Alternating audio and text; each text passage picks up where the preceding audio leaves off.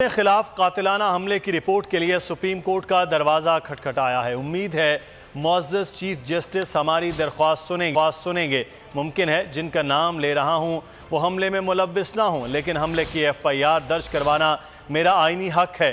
दोस्ती सबसे करना चाहते हैं लेकिन गुलामी किसी की कबूल नहीं।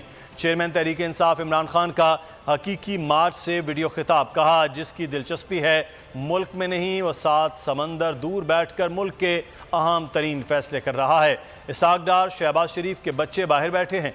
वज़ीर आज़म सीक्रेट रूल्स की खिलाफ वर्जी की। अवाम में मकबूल लीडर्स ने मुतालबा किया कि आज़म सवाती तशद्दुद और अरशद शरीफ कत्ल की शफाफ तहकीकात होनी चाहिए।